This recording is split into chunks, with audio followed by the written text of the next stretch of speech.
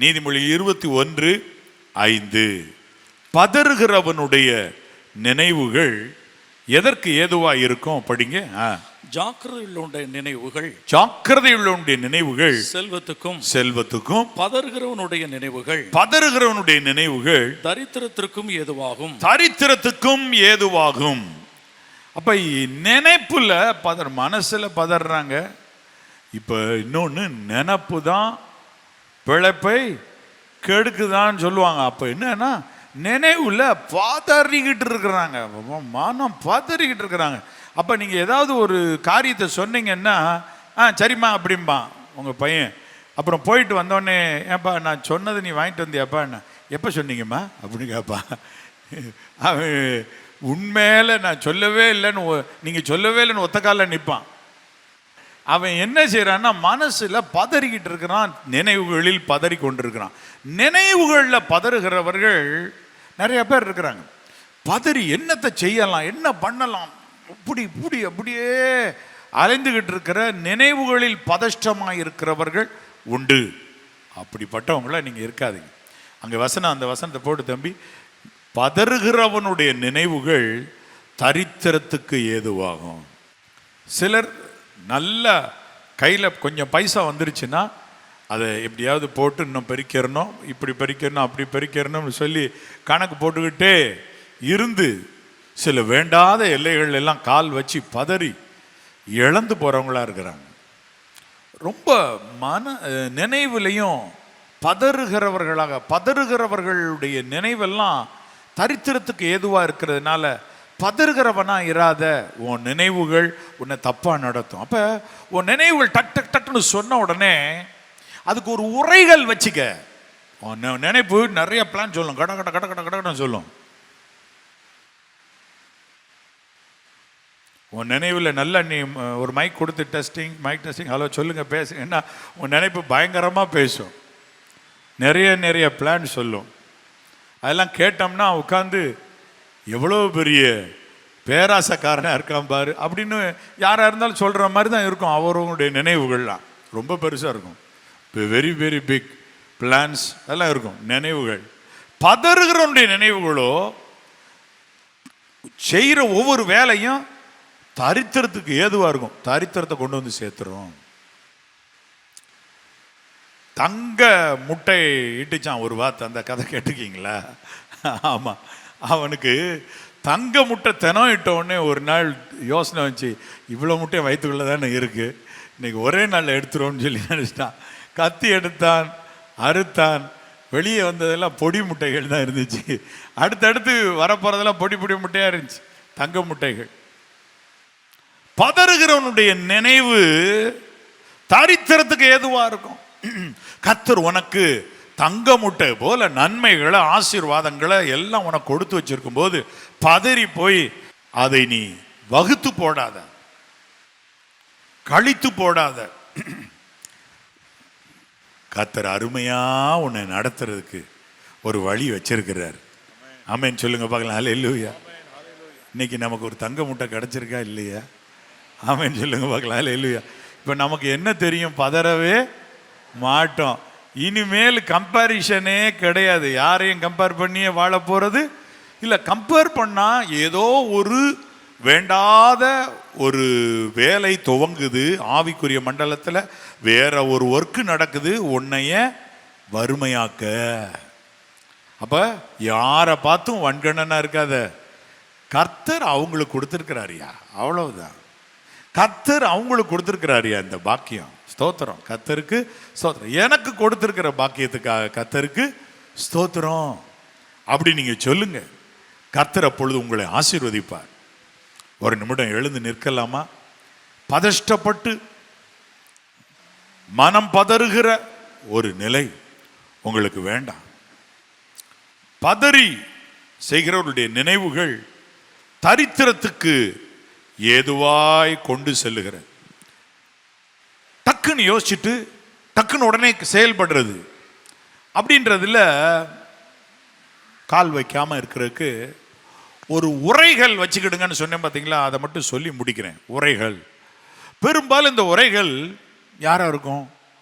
கணவன் அல்லது மனைவியா இருக்கும். ஆமா, அவங்க வந்து உரைகள். அப்படின்னா என்ன அர்த்தம்? தங்கமா இல்லது இது ரோல்டு கோல்டான்னு பார்க்கறதுக்கு ஒரு கல் வச்சிருப்பாங்க, அதில் தேய்ச்சி பார்த்தா அந்த உரைகளில் தேய்ச்சா தெரிஞ்சிரும், வெளுத்துரும். இல்லைங்க, இது டூப்ளிகேட்.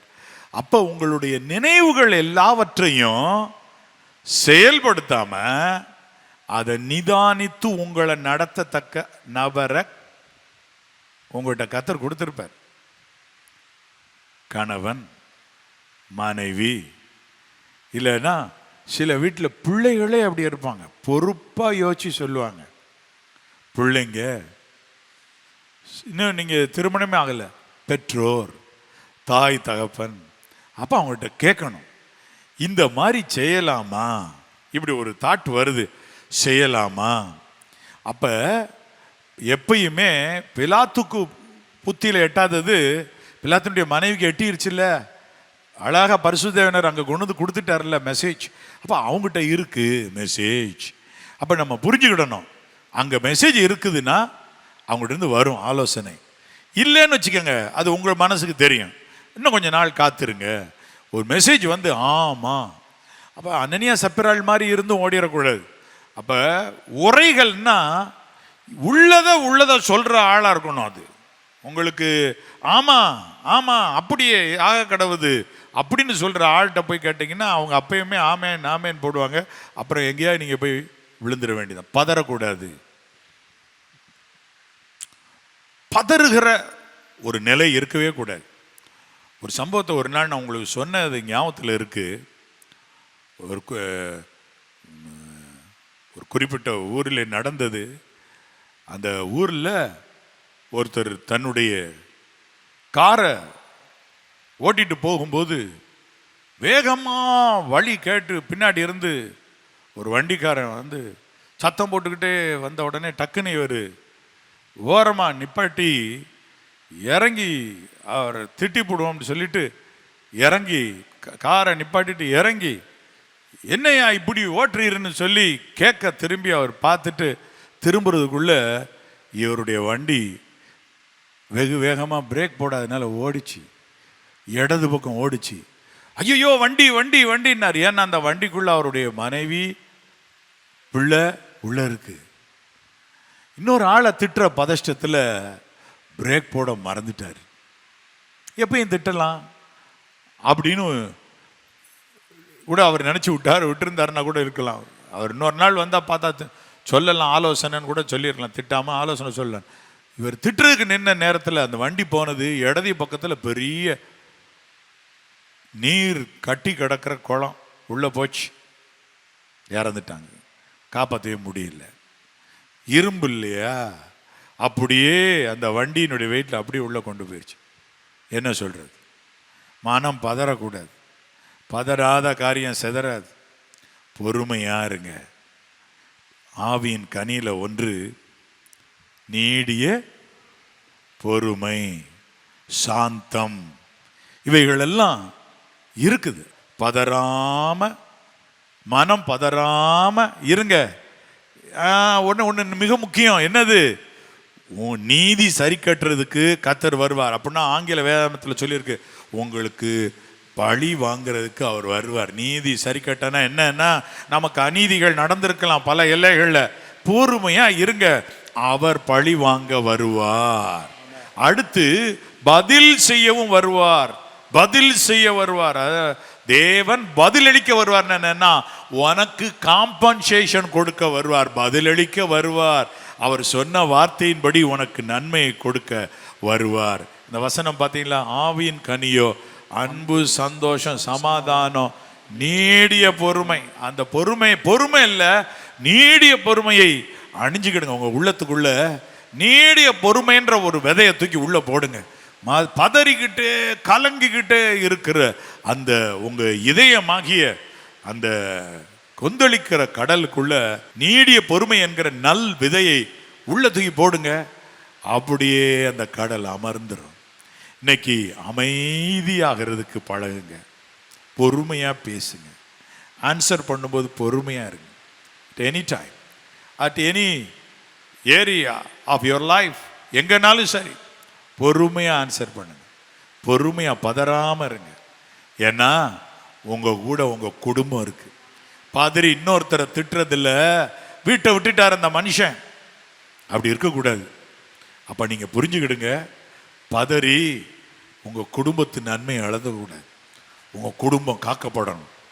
கேட்பீங்களா? கர்த்தர்ட்ட நீடிய பொறுமையை தாங்கையா. அது ஒரு விதை மாதிரி உங்களுடைய மனசுக்குள்ள கொந்தளிச்சுக்கிட்டு இருக்கிற மனசுக்குள்ள இப்படி பண்ணிடலாமா, அப்படி பண்ணிடலாமா, இதை பேசிடலாமா, அதை சொல்லிடலாமா, அவங்ககிட்ட இதை சொன்னா அவங்க வாயடைச்சிடலாமா, அது இதெல்லாம் கொந்தளிச்சுக்கிட்டு இருக்கிற இதயத்தில் அந்த மனசுக்குள்ள நீடிய பொறுமையை தூக்கி போடுங்க. கர்த்தாவே நீடிய பொறுமையை தாரும். இறையாதே அமைதலாயிரு, கர்த்தர் உனக்காய் யுத்தம் செய்குவார். இறையாதே அமைதலாயிரு, கர்த்தர் உனக்காய் யுத்தம் செய்குவார். கைகளை திடப்படுத்தி முழங்கால்கள் பலப்படுத்தி வருகைக்காக காத்திருப்போம். கைகளை திடப்படுத்தி முழங்கால்கள் பலப்படுத்தி கர்த்தரின் வருகைக்காய் காத்திருப்போம். கர்த்தர் வந்து உன்னை ரட்சிப்பார், கர்த்தர் வந்து உன்னை ரட்சிப்பார். இறையாதே அமைதலாயிரு, கர்த்தர் வந்து உன்னை ரட்சிப்பார்.